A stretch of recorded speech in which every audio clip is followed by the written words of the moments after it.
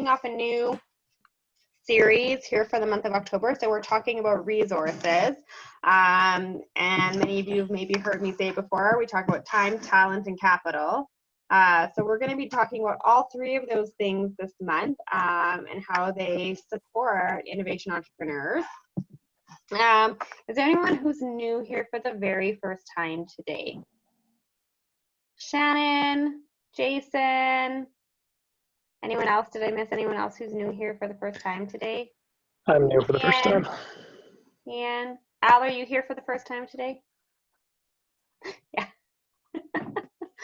All right, Al's not here for the first time today. So I'm just gonna do a quick presentation here. So there we go. I feel like I'm getting decently good at the screen sharing business. So welcome to Rainforest Alberta for those who are new, those that are returning, those that come here every single week. We're always happy to have you and welcome you. So just a reminder of where you can connect with us and the hashtags that we use. And we hope that you are an innovator, doer, dreamer, connector, or builder, or some combination thereof. And that's who we're really appealing to. So if you also know anyone who fits any of those monikers, please invite them to join you and to join us at one of our next events. So just a quick good to know, you can use the raise hand function.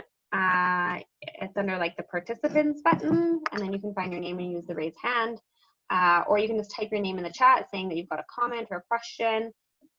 Please stay muted until it's your turn to speak, and we'll call on you. We're maybe going to do a little bit of annotation today, and I'll teach you how to do that. And they're all totally anonymous. And then any of the chat or the resources that we put in into the chat box will be captured and posted in the lunch notes on our Slack channel. So for those that are new today, we do have a very active Slack channel.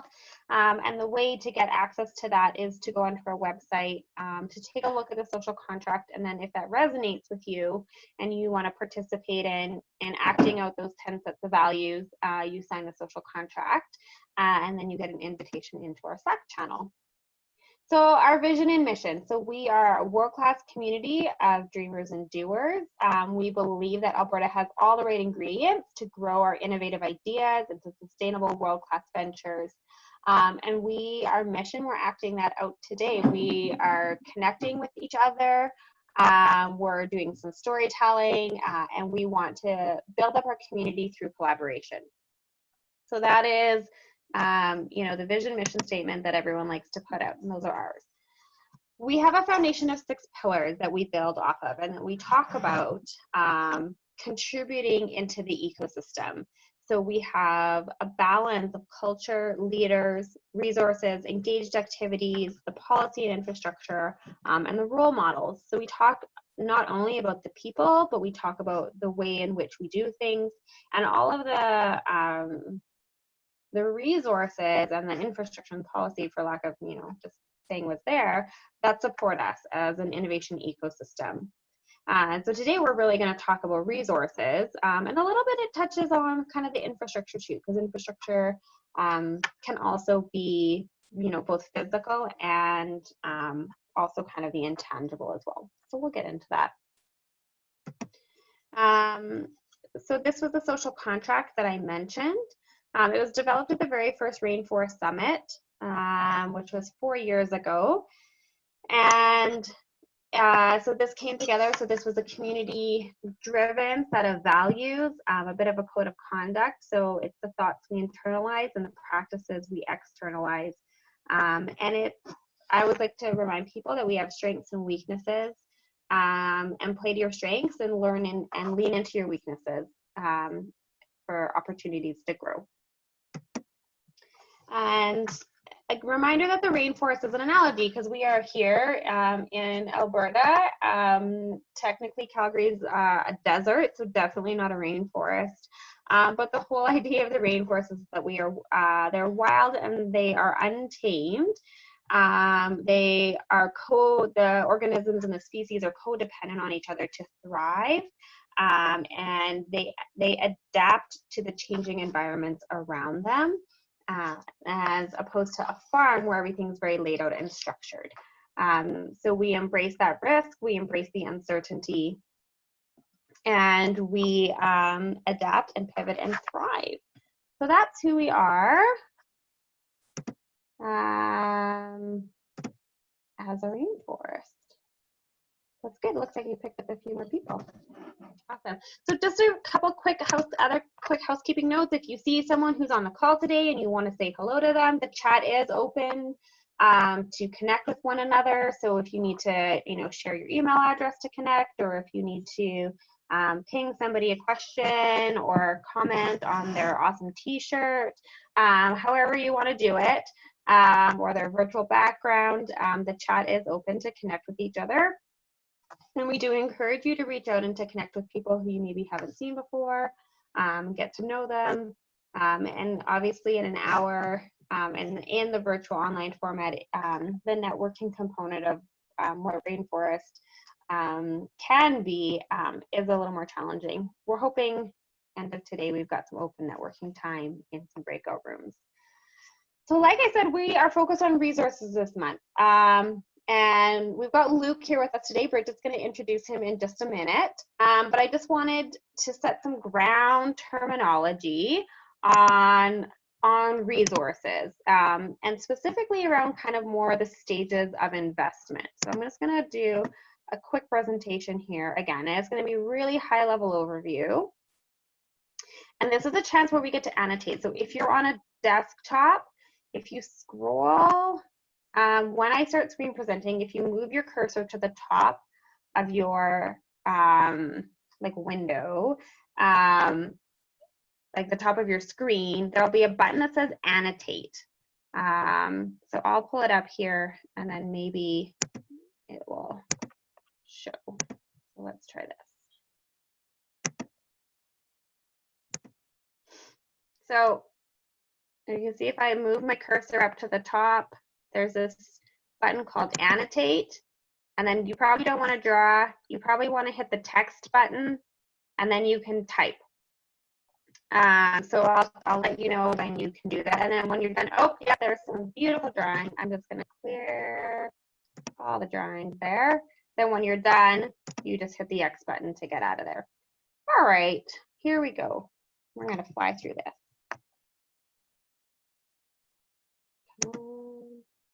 All right, so like I said, we're pillar founded. So we're talking about resources, and they include both tangible and intangible factors that we've got around us, and they include knowledge and human talent. So that's going to be a little bit of a component of what we talk about as we move through this stages of investment and resources as our focus. And there are, it says right here, it says the balance of resources in quantity and quality can help support the innovative potential in a community. So I can't see your show of hands, but in Calgary and both in Edmonton, this is the startup development phases. So those of you who may have been at Summit last year, you've seen this. We've shown it at a few other presentations. So this is a globally used scale to discuss how startups are built and where they are in their journey and in their growth. So everywhere from a -2 until a 3. And then across those, I guess, levels, there are different needs and different opportunities for resources. So when you kind of lay it out, it looks something like this. And again, those boxes are green, and they're more like a sliding scale as opposed to kind of a hard stop. And so I just want to kind of go over, because we hear the terms pre-seed funding and seed funding and Series A and then Series B and beyond, and really what does that mean and who does it apply to? Kind of within relation to the stages of a company. So pre-seed. So this is, as you go back, it's really those kind of first 3 to 4 stages, really. So everywhere from a -2 kind of to a 1. The other common term for this is bootstrapping. So this is really, you know, from a cash perspective or a capital perspective, you know, anything personal, any friends and family, the bank of mom and dad, or maybe, you know, really good friend. There is opportunity for loan, and I'm going to put on every single screen your customers, because sometimes you get some early adopters.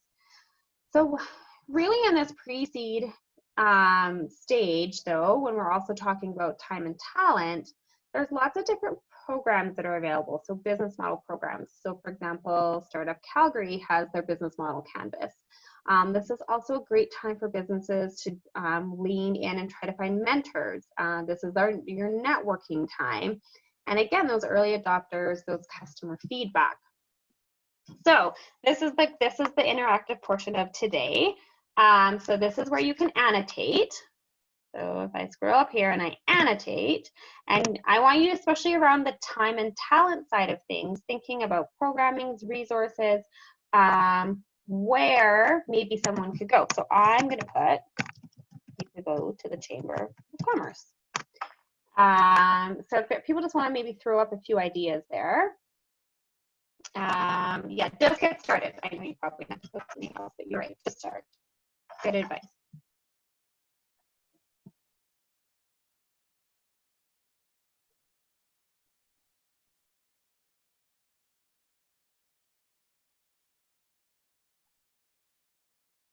Yep, Startup Edmonton, Calgary. So VMS, so that's Venture Mentoring Service. And CDL is Creative Destruction Lab, is what I'm guessing. So I'm gonna pick on whoever wrote that. I'm gonna say that both Venture Mentoring Service and CDL are probably more in your seed stage, just based on what they offer. However, early conversations with those groups are really great. So the entrepreneur can be on a trajectory, you know, towards success. And again, I would actually maybe put Introgen a little bit later too. But I think Futurepreneur I see under there, Alberta Innovate, Alberta AWE I think is Alberta Women in Entrepreneurship, or correct me if I'm wrong, someone. I think that's what you mean by that. Business Link is a really, really good one. No one put Rainforest. I'm highly disappointed in all of you. Okay, I'm just kidding. Platform Calgary. Oh yeah, someone, thank you for the arrow. Yeah, good. Yeah, Platform Calgary, you can have discussions with some of their advisors for sure. And customers, I like that someone put customers.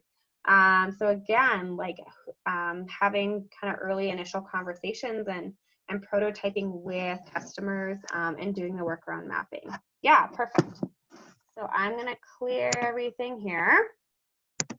We're gonna go, okay, so here we go. So seed stage. So this is, I'll just go back a couple slides.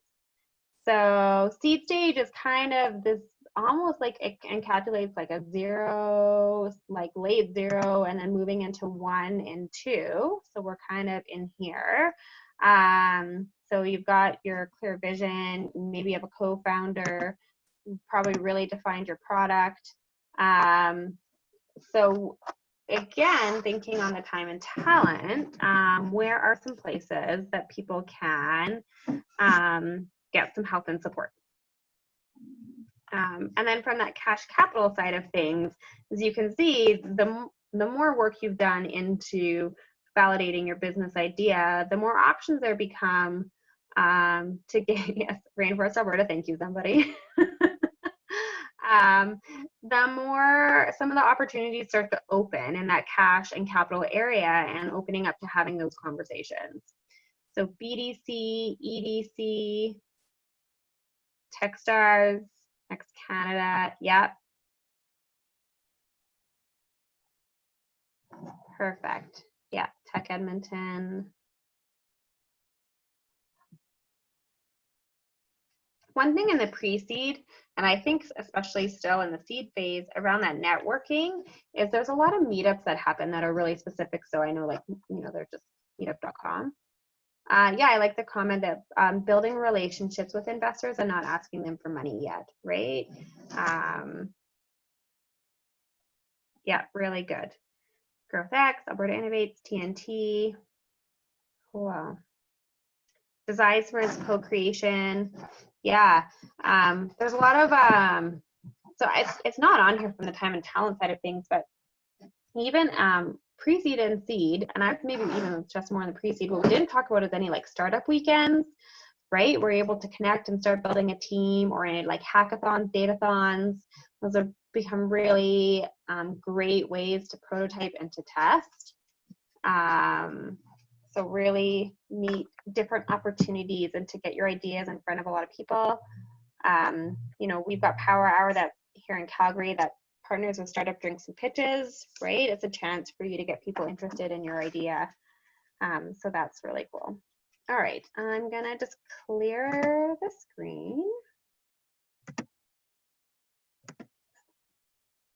All right, Series A. This is like the real money. No, all money is real, and all money is work to get. So I think a reminder that whether you're asking friends and family, or asking a VC, or talking with an angel, that it is all humbling, and you have to be very forthcoming and very open and honest about what it is you're looking for and what you're willing to give up. And asking for money is, I think, I don't know, I can't see anyone's faces, but I don't know many people who feel very comfortable asking for money, especially in those first early pitches.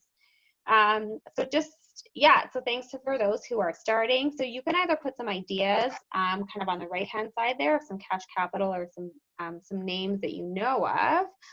But again, on that time talent thing, the mentorship and the networking, and that customer feedback, also really important to know. So if you guys have any thoughts of companies who would sort of be at this stage, if you want to put them on.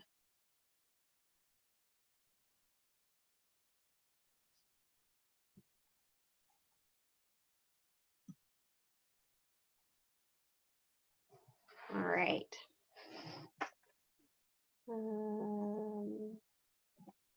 Oh, good. I see stuff coming up.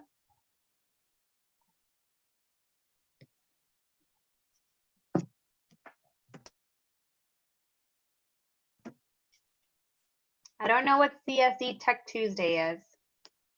Can whoever put that? I've put it in several times. It's every Tuesday, the Canadian Securities Exchange does a 1 hour pitch for companies that are right at the Series A or whatnot. They're non-public yet. Oh, cool. One of my companies is presenting next Tuesday, if anybody's interested. Right. Gary, if you have a link for that, feel free to put it in the chat if it's kind of open for people to watch and see. I think one thing we also talk about, or one thing that's important, is in your growth stage and in your growth journey, so especially in that pre-seed and the seed, as you're getting, hopefully gearing up towards pitching in Series A, is attending and watching other people, right? So mentorship isn't necessarily so far above of people who have exited, right, or grown, or they're already, that's a company. I think it's really worthwhile to lean in and watch and learn from people who are going through the process and taking away,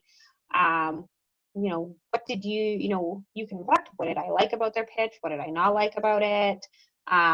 What were the points that stuck out with me? And watching and following those companies to see how they fared based on the kind of pitch they gave. And asking those companies for opportunities for mentorship too. And again, this is where that give-take relationship and paying it forward comes. And so if you're also a company who's at that stage, looking around to see, who else is kind of up and coming behind you, and is there a way that, you can share your learnings with them as well. All right, I am just going to clear this.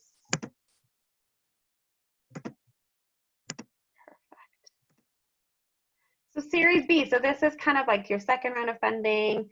And really, these are well-established companies. They've got a clear growth strategy, a clear growth trajectory, great customer uptake.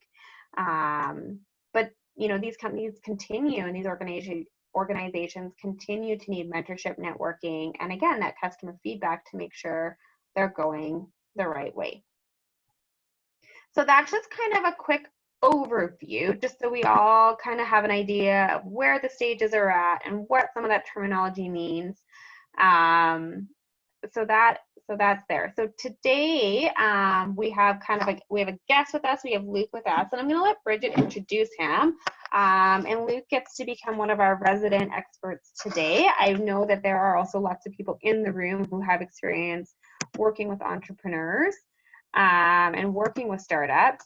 So they're also welcome to be part of the conversation. But we are gonna, I don't know, Bridget, you introduce, take it from here. Sure, I can do that. Hi, Luke. We have Luke Butterworth with us. If you want to give a wave, Luke, he is the co-founder and COO of Just Cook Kitchens, a digitally native food hall. I'm curious to hear more about that. And the former CEO of Newport Robotics, a company building autonomous trucks for short haul logistics. And he's also the former founder and CEO of Triuva, an Albertan telehealth company. His recent roles in entrepreneurial ventures have required him to build partnerships, DevOps cycles, marketing plans, fundraising strategies, and business networks. Luke has been doing work with Ecos in Edmonton, which is a tech-enabled startup community comprised of 13 individuals who act as advisors in the innovation ecosystem. And I thought that was relevant, but just to today's topic around helping us navigate all of these resources, Luke. So please feel free to elaborate on that bio or share any other key things about yourself, and whatever else we've queued you up to share. Sure. Yeah, no, that sounds really good. So it's nice to meet everybody here. I'll explain what Just Cook Kitchens is. It's basically a play off of some of the ghost kitchens and changes in virtual kitchens that have come through.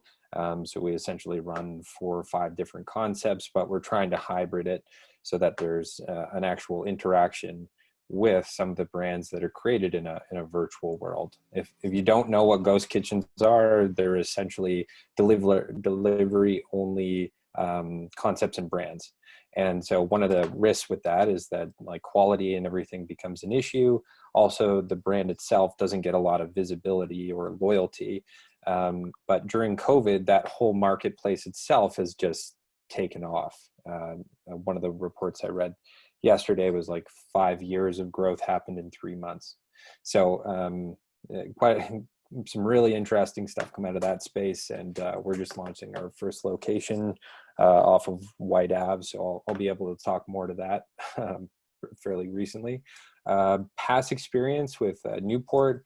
That was an autonomous trucking company focused on short haul logistics with distribution centers that was based out of Toronto. And I joined up with that group after going through the Next 36 accelerator that's in Toronto, where we raised some money with that group. We were able to get a hold of $1.1 million in funding afterwards. And we were growing that group, but I stayed out here in Edmonton and started into something new. And Ecos, that group is the Edmonton Advisory Council on Startups. It's a bit of a mouthful. But that was essentially started for Edmonton as an independent group of entrepreneurs that were looking out for startups. We essentially wanted to make sure that any new initiatives, any new capital that was being spent by the city was going to actually help startups. So as an independent group, we take a look at every new initiative that's coming through and try to give our stamp of approval, and also engage the community to make sure that people actually care and we're not just dropping millions of dollars on nothing. So that's a little bit about me, but I love this conversation around resources and what you're able to access here in Alberta. It really depends what you're creating, right? If you happen to be all software based and you can scale from this city, you can essentially access any resource right now because everything's remote. Even the programs that are running out of the States or other parts of Canada, it's all accessible, which is pretty pretty unique during this time. A lot comes from the university. That's especially in Edmonton. I went through VMS. I went through Tech Edmonton. We pitched with CDL and tried to get through that in a supply chain orientation in Montreal. We've been part of a couple of different super clusters. Those initiatives are 9 of them. They're kind of a confusing conglomerate, but they're there to help as well. And there's a lot of different VCs that are here as well that occupy both Silicon Valley and Alberta, but not everybody knows who they are and how they operate. So I think I've basically rambled on as much as I should or could, but I'll flip it back over. What would you like to talk about? So this is the continuation of the interactive portion of the day. So if you have a question for Luke about, investment stages or about any of the work he's done and any advice and tips he can give. So if you're an entrepreneur, if you're a startup and you want to kind of pick his brain for a few minutes, we're going to do that. So if you have something, just type your name in the chat or just say question, and then I can call on you. And yeah, so that's what we're going to go. And so hopefully someone does. It's okay. There's a couple of like interesting new ways to fund yourself coming out, and I'm sure there's going to be more. But like Clearbank has been a really interesting new concept. So you're not always having to fund off of dilution. That's a really important new and up and coming kind of concept. Actually raising money off of your revenues essentially. So non-dilutive is great, and it's not really a loan either, which is also interesting. You're essentially paying on your recurring revenue every single month. So there's new tools that are coming through like that. I think really early stages when you're raising money, there's a couple of staples that should always be considered, and that's like, what is your vehicle? So we talked about all of the different steps, right, within fundraising, but you can do some of those steps incorrectly or correctly, depending on how you look at it. So like the first thing that you probably don't want to do is like a tech startup is wrap yourself in a ton of debt. That's probably a really good first step to avoid unless you have recurring revenue. Another thing you probably don't want to do, especially as a tech startup, is value your company. Like at a very early pre-seed and seed stage, you're going to run into some problems if you have to value it, because it's just a thumb calculation. You have no idea what you're worth. And so what can you use as a mechanism? The typical one is like safes or simple agreements for future equity. There's convertible notes. But some of these mechanisms are actually used to stave off the value of your company at an early stage. And that way you can growth and you can get customers, and you can use that money ultimately to produce value out of the company, which not everybody uses as a fundamental. Like it's a fundamental in Toronto, it's a fundamental in the Valley, but I've run into situations where nobody knows what those are, especially in Alberta. And it's important because these things are now building blocks. They are foundational to most tech startups that are being built.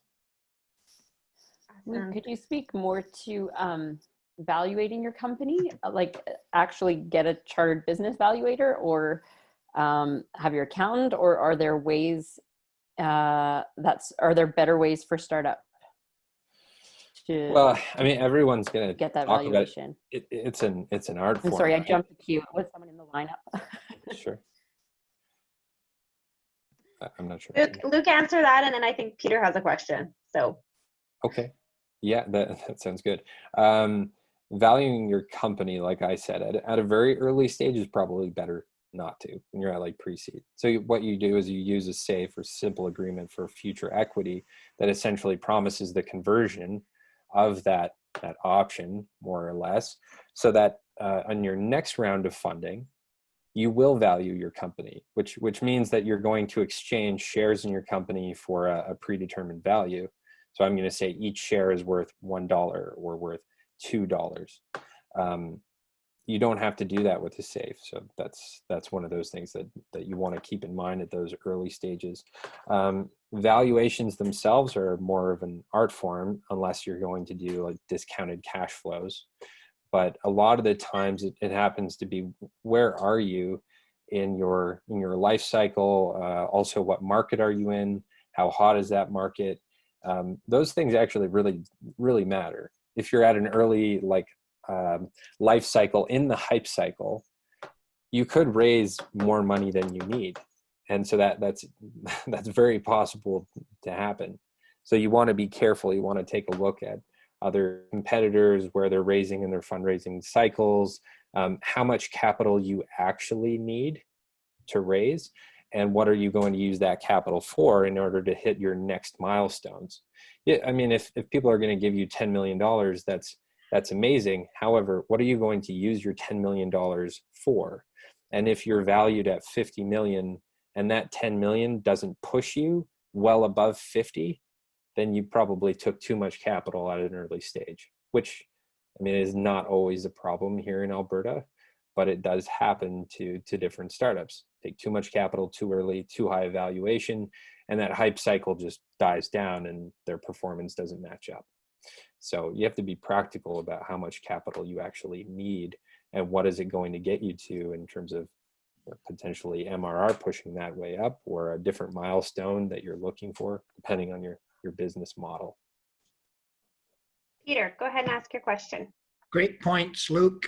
Thanks for your contribution today. And I would just, do you want to make a comment about companies that are not necessarily tech stars that are trying to become the next Google, the next, hockey stick, but are trying to build a business that they might want to get some investors in, that it's going to be more contained and more of just a revenue generator that can distribute to their shareholders and that sort of stuff?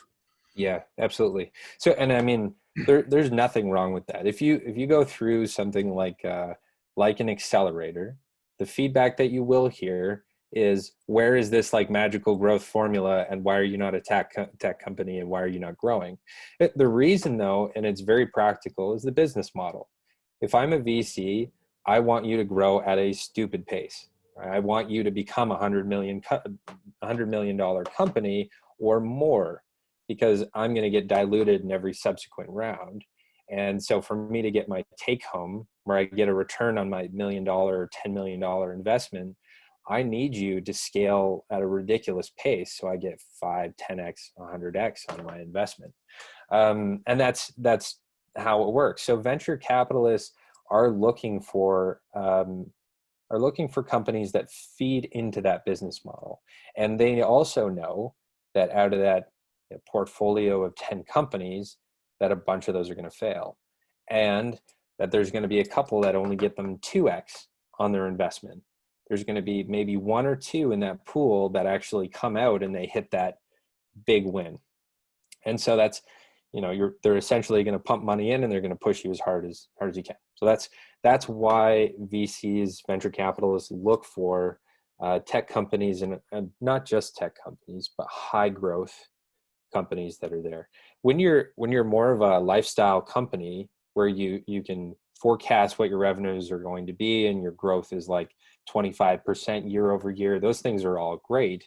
But you might have to look outside of venture capitalists, because if your growth over, let's say, 6 years is not going to be high enough for them to get an exit, then it doesn't make any sense, because their fund is actually only in a 10-year term, right? They raise it, they have a $50 million pool, they have to distribute it fast, they need to get it into companies, and they need to exit those companies to get their returns within a 10-year span. And that's their whole deal. So then you can look at things like Clearbank and a few others. You can look at debt financing, or you can look at fundraising from angels or other groups that maybe their business model isn't dictated by that kind of performance. And it's good to know the differentiation and why venture capitalists might not actually respond to certain kinds of business models. hopefully that answers your question a little bit, Peter. Well, it does give us more perspective. So you just basically might not want to talk to that group, and they might make you feel bad because you might feel like your business opportunity is not large enough, and you may get deflated. But it's just a different set of investors that you might need to find. Yeah, that's right. Like you can come into any one of these situations and you have to understand their perspective. Like Yeah. it doesn't mean that your idea is good or bad, right? Because you're creating it. So if you push it forward, you have customers, you make money, you have a company. That's awesome. Like there's nothing wrong with that, right? But it has to also feed into the business models of other people that are deploying capital.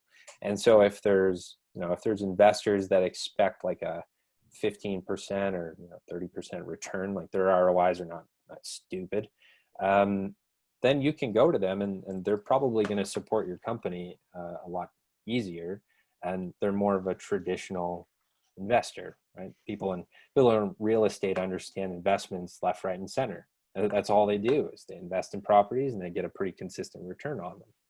So if you have a solid business that can take investment, that's the kind of group that you're looking for. A little bit more traditional. They're not looking for rocket fuel.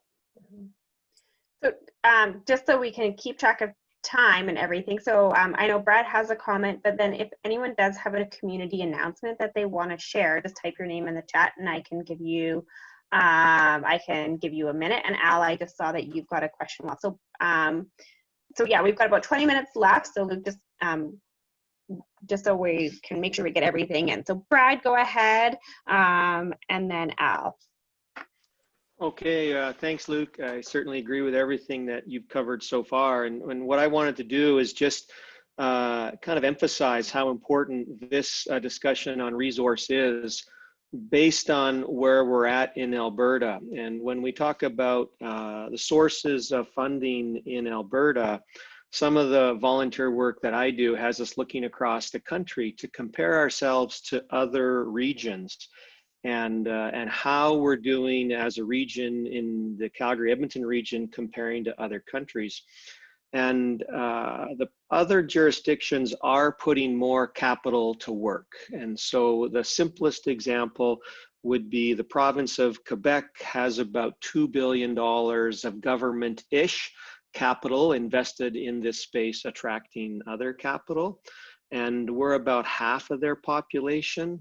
And Alberta has only had about 175 million of government-ish capital. We were very happy with the good work of our friends on the Innovation Capital Working Group, Derek Hunter and others, that we got to double that. We got another 175 allocated to this space in this fund-to-fund models.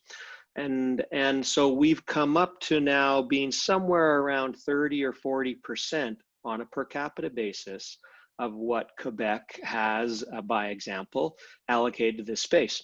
And when we look at the results about how we're doing versus Quebec or the Toronto-Waterloo region or BC, we are performing as a region at about the 30th percentile relative to them on a per capita basis. So it is the case that this is an important topic. Alberta has invested the least per capita in supporting technology. Alberta has the fewest tech companies and tech jobs per capita. And Alberta dramatically trails other Canadian metro areas by as much as 70%.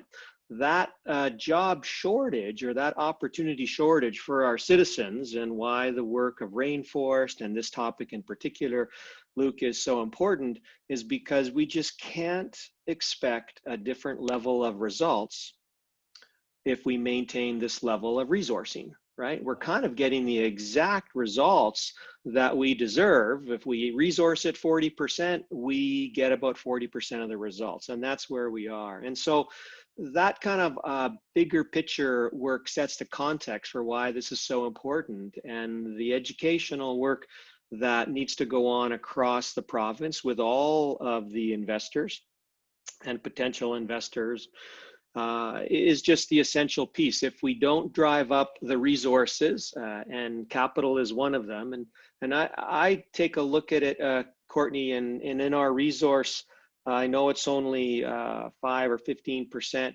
but I think it's some of the most essential ingredients, kind of like yeast, I've said, in a bread recipe. It's awesome to put all these important ingredients together, but if you don't add the resources in, you don't get a good result. And so you can't shortchange.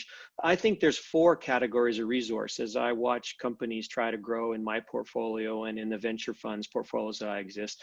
And that's talent, IP, so the ideas, capital, and the 4th one, most importantly, is data.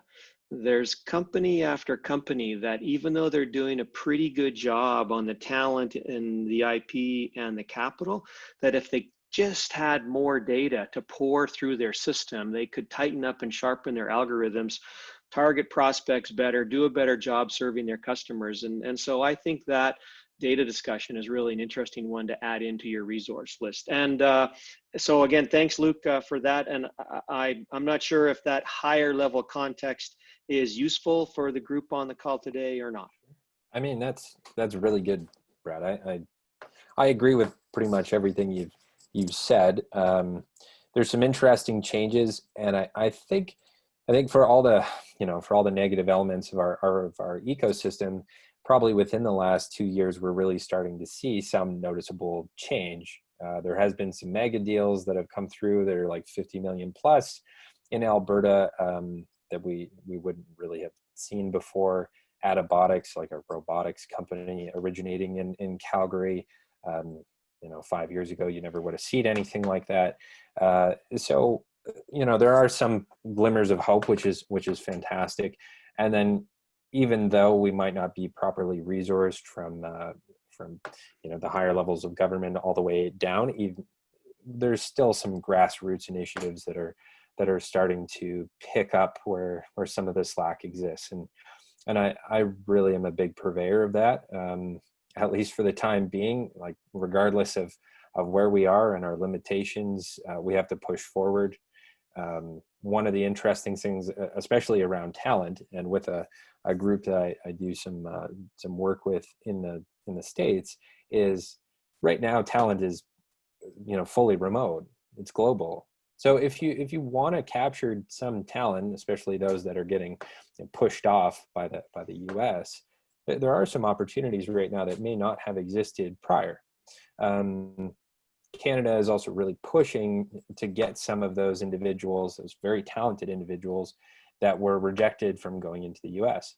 And so there are some opportunities there to use this moment in time to think about Alberta and building companies here. But also, if you can't access the talent next door, you can get talent from pretty much anywhere in the world to help you with your company, and you don't have to move your Alberta-based headquarters, which is pretty interesting. So I wish that there was more funding immediately.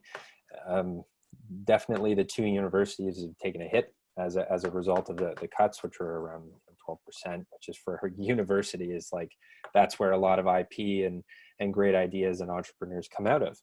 So I'm hoping that kind of reversal will come back in. They'll get funded again, and IP and entrepreneurship at the very foundational level will come out of the university once again, and that'll be a major focus for them, realizing that under these resource constraints, entrepreneurship is a fundamental that they can't lose out on, and they need to properly resource, so that way there's a constant funnel into the ecosystem in both Edmonton and Calgary and other places in Alberta. I know that if you are a company here, there's also quite a bit of changes in the movement of capital. So before, they might have asked you have to move to Toronto. Right now, you can probably access another pool of funding, even out of Quebec, and still have somewhat Alberta roots, which is interesting. Like, just looking at it as a Canadian perspective, there's lots of different resource pools that are all over Canada, and you're an independent entity, you're a corporation, you can build your company here and access other pools of funding. And previously, they might have asked you to go to Silicon Valley, or they might have asked you to go to Toronto. At this very moment, nobody's asking you to do that. And so that's also an opportunity to take advantage of, and make sure that you're building your company regardless of provincial or regional limitations, because I think that's a really important mindset to come into this stuff. Like, Alberta needs to do better, but you as a startup can't wait until that happens. You just can't. I mean, you have to do things the next day and the next week and the next month. You're not able to wait for government change or resourcing to come through, even 6 to 12 months. Like, that's how you die. So I think that kind of global thinking and approach, like, do what you need to do, access the capital you need to access from different places if need be, make sure you go through all the different resources that are here. Not all of them are capitally driven, right? And not all of them are going to be investments, but there are smart people that have come through and built companies previously. To the topic of in the last 2 years, we're starting to see more companies do this. It's that second and third time entrepreneur. Those are the really, valuable resources that we're starting to get more of, which is great, and hasn't existed previously. So those advisors are now powerful allies to have on your company advisory board to push you forward, and something that you don't want to pass up that opportunity on. Should we jump over to Al's question? Yeah, I was just going to jump to Al's question. Al, if you want to make a note about a podcast, I know you're looking for podcast hosts, I think, especially.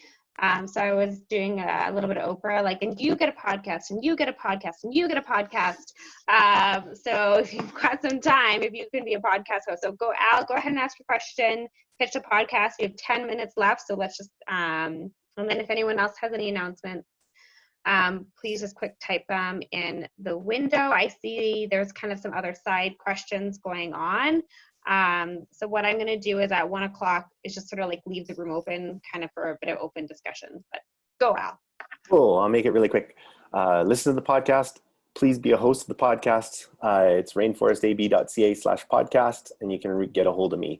My question is maybe a bit amateur, but I've heard in the past that if a small company decides to go down the crowdfunding road for raising capital or whatever, then they're sort of blacklisted from all possible other investors investing them. Is there any truth to that?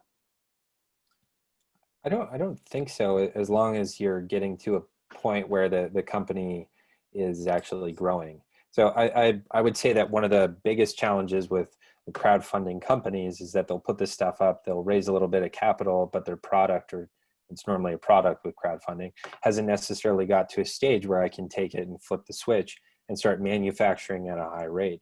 So I was able to get early support, but the product life cycle hasn't really matched. And that's something where like the crowdfunding company may die on the vines. They use up that capital. They don't necessarily get to a high rate of growth. And they may not have dialed in their customer feedback on the product itself. I think it's a good use of programming your resources if you can get the capital. That's fantastic, but it needs to be used very, very precisely towards your next milestone. And at the end of that, if you're shipping an interesting new product, you have to come out of that first raise of capital with something that's going to be scalable. So that's my only caveat, I think, to crowdfunding. I haven't seen that it's like a blacklist, because it's just another source. And if you're making money and your product is gaining a lot of different customers, it's a very attractive new value proposition, and nobody else has it, why wouldn't a venture capitalist or angel investor put money in if they think that you're going to grow at a high rate? It makes sense from their perspective. I think that's the tough thing, though, is to find those groups that have crowdfunded that have also done really good with their product life cycles, and probably haven't had any advisors. It's just kind of it's just the knowledge of crowds at work, and they might be right, they might be wrong. Cool. Thanks, Luke. Awesome. So I don't see where Mark is. Mark. Okay. So here's what I'm gonna do. Samantha, is it possible to get a recording of the session? Yeah, I think Bridget, if we save it, we can upload it to YouTube. Yes. Okay. So that will be there. I just kind of just being mindful of time. So what I'm thinking is, because we're kind of just like have 5 minutes left, I didn't see anyone have any community announcements. So what I'm gonna do is I'm actually just going to kind of open the room up for kind of open discussion and leave it open. So I'm actually just gonna mute myself and turn off my video, but kind of listen. Manmeet, thank you for posting the connector. So Rainforest Edmonton has a connector session coming up October 23rd, specifically around clean tech. So that's great. And then, so yeah, just gonna leave the room open so you guys can have just open Q&A. And then next week, we're gonna have conversations with some of those kind of like early stage funders. And I just realized I totally didn't have grants on my list of like early capitals, because grants are an option. So I'll have to update my slide deck. But we're going to have conversations with, so one about customer, so Jenny Yu from the Office of Small Medium Enterprise with the Government of Canada. So talking about customer procurement as a form of capital, specifically the government. Then we're going to have Tiffany from Futurepreneur. We are going to have League of Innovators. And we're hoping to get one more speaker. So really talking a little bit more kind of about that early stage stuff. And then the week after, we'll have conversations with kind of those VCs and later stage funding and resources for entrepreneurs. So with that said, I'm muted. If you need to talk to me anything directly, just drop it in the message. Luke, if you want to drop your contact information in the chat and people can connect with you. Yeah, thanks to Aaron from Edmonton for securing Luke for us today. And that's it, I'm out. Open conversation time, go. Courtney, it's Brad. I just saw that Mark asked, this lack of seed cash is troubling. It's a real issue. You know, Dave Edmonds and I did this A100 look at a whole inventory, a census of all the Alberta tech companies, and track them all down by size. And typically Alberta, based on the size of company, is about 30 or 40% of where we should be, with one terrible exception, and that's in the startup. In the 1 to 4 size companies, we're only about 10% of where we should be. So we love all the companies on the list. There's great companies in Alberta. There's just not enough of them. But the stark, lack of startups relative to other jurisdictions is a kind of a culture concerning thing. So I think Mark is right on there. If I got to deploy capital, in addition to the capital I do deploy of my own, it would really be focused on things that are going to catalyze the culture change. Is going to have a lot of startup businesses start. That's where we're the shortest, and I think that changes the culture the most. Comments?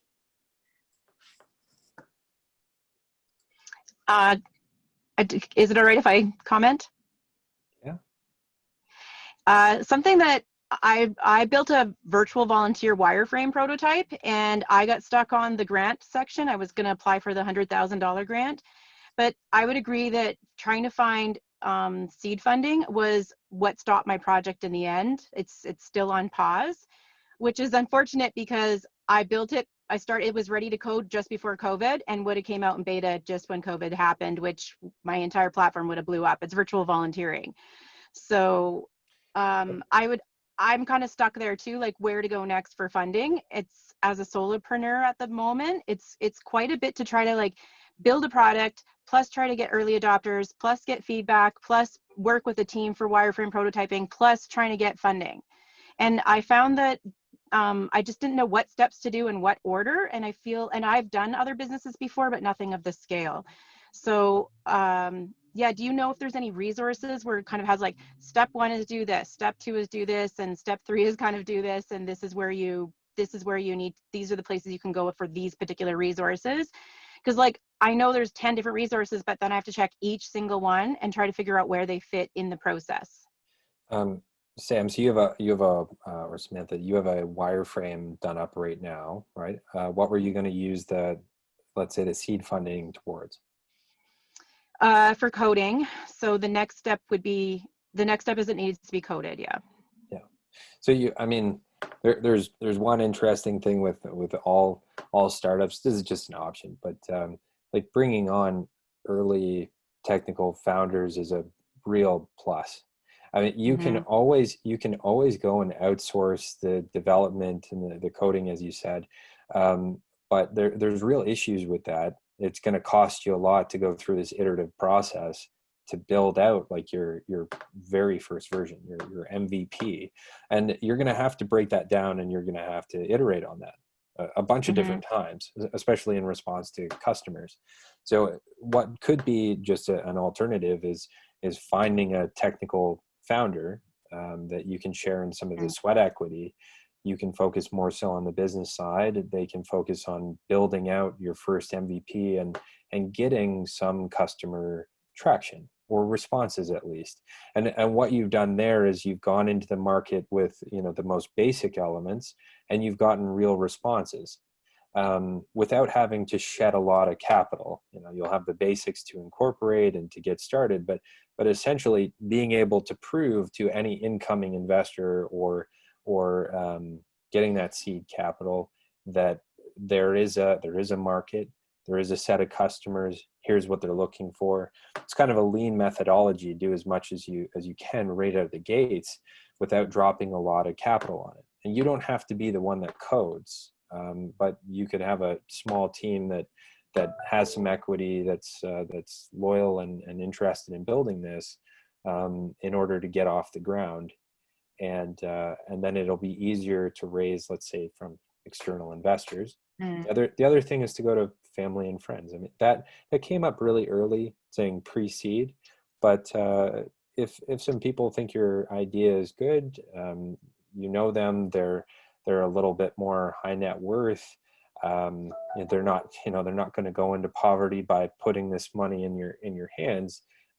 Those are great first options, because the 100K loan, let's say grant from Alberta Innovates is it still has to be matched. You still have to put down like 25%, and lots of these grants are designed that way. So to get yourself up and running first is kind of where the focus shifts in a lot of people's minds, and why they talk about like lean models, because you want to go out and you want to make sure that there's a market there before you drop 50K on a development team from Croatia. It just makes sense sometimes to get up and start moving, and there is talent here coming out of Comp Sci that really shouldn't be ignored. Those are a couple of my thoughts that you can get going pretty quick without depending on some of like the government resources for those first steps. Yeah, thank you for that. That was trying to find a team was even an issue. Like you guys were talking about, tech in Alberta. Well, I live in the Lethbridge area, and so there is some tech here, of course, but it's not like Silicon Valley for sure. And that's part of the community, I think, and culture that Brad was also speaking to. I mean, there are starting to be dense clusters, so people that aren't aware of it on this call. Like there's the YAG startup, the Edmonton startup community. That's a Slack channel that has, I think, close to 800 people on it so far. Anyways, it's an enormous community that's building out, and it built out pretty much from grassroots. 856 members are in it right now. And could you type it in? I'm on my phone, so I can't type. Sure. So I'm in the car. Sure. Could you type that into the chat thing so I can grab it? Thank you. I'll type it in for everybody. But it is hard. So I understand that restriction. from a lot of people's perspectives, like, where do I find these people? And you Yeah. have to start tapping yourself into the community that is denser in this space. Because like if your friends aren't coming at a comp sci, how do you find these people? And so as an early stage entrepreneur, you need to start meeting other people within the community that can also refer you on to maybe that first team member, to investors, etc. So yeah, it's not saying that you shouldn't get grants, just saying that you don't necessarily have to stop your forward momentum. Yeah, thank you.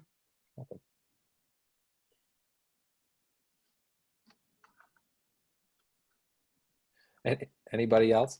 I guess we've gone over our 1 o'clock time. Bridget? Yeah, we have. So, I mean, if people have other commitments, obviously, feel free to get going. Thank you so much, formally, Luke, for joining us today, and Aaron for that connection to you.